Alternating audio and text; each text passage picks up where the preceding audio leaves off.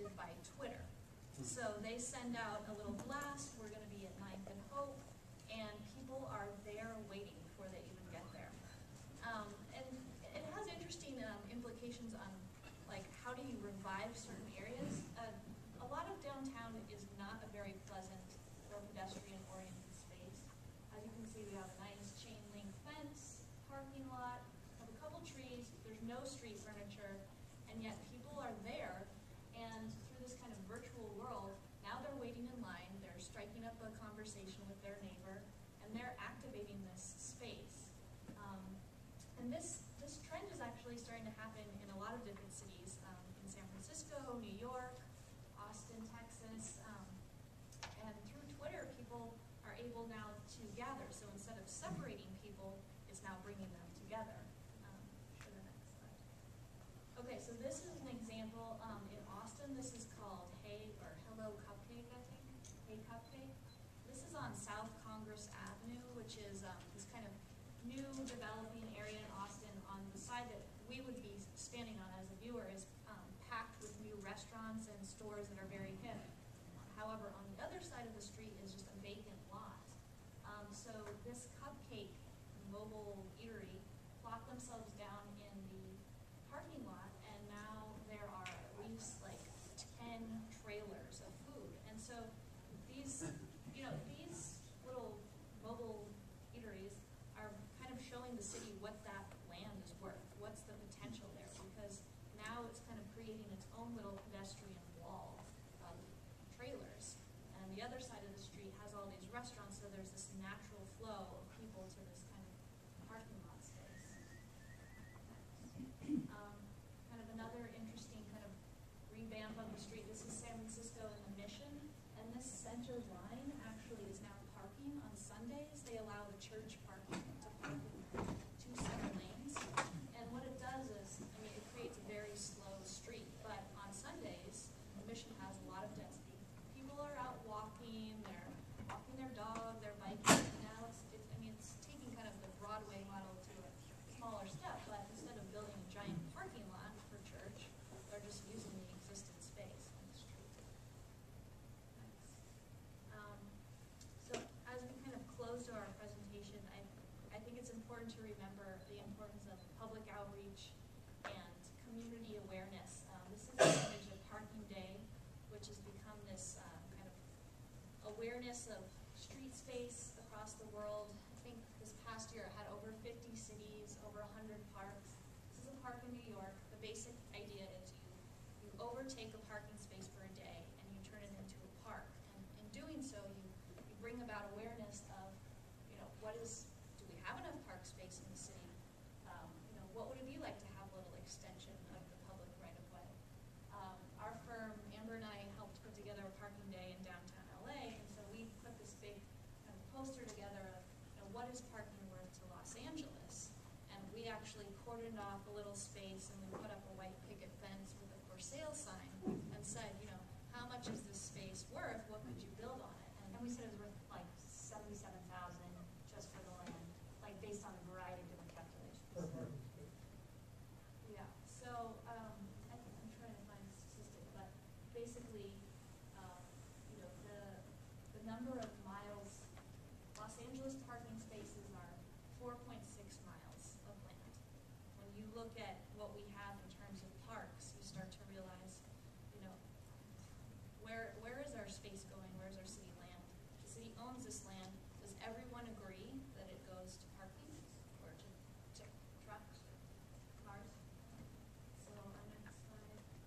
This is a poster that was put together by the city of Munster, or Munster? Okay, so this was actually a poster that the planning office did. This shows the number of people in one street. So this is, if everybody got in their own car, this is the same group of people, and that's all their cars. Now, this is the same group of people that then fit in one bus.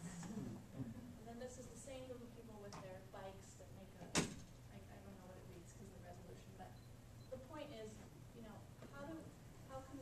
how do we want to use the space? I mean, this looks strikingly similar to the 405, like 2/3 this last one is a lot more pleasant space to be in. So finally, we thought this was a fitting slide to end on, because where this leaves us all is kind of questioning, well, what's coming next? We've seen these trends in street design from middle of 1800s to today, and the basic trend has been towards a complexification in our understanding of what streets can do. So the question is, what more do we want them to do? Like, are we going to continue to ask them to sort of fulfill all of these functions, and then also how will we kind of measure the successes? I think Los Angeles is in a unique position to kind of maybe even like leapfrog over some of these other cities that are doing things that have already tested them and run these pilot projects, because the evidence is out there in terms of which pilot projects are working, what are the costs of these things to do, and what effects are they truly having. The fear was, of course, that the proliferation of information technologies, the internet, would kind of have this horrible negative effect on public space. I mean, everyone would just stay at home and use their ground control center to do everything on their computer, but in fact it's the exact opposite, and you see this really interesting new ways that people are using space and using their street space, whether they're using a coffee shop as their office to kind of work across the country, or sitting out in the street talking on their cell phone. Simple things like that really have a huge effect, of course, on the way that street space is experienced, and then therefore should also be designed. I think a comment on the regulatory structures, on the toolkits that we looked at. I think there will be increasing emphasis kind of on certain things that they're just starting to kind of grapple with. One is maintenance, and how to kind of deal with things and street design concepts over time.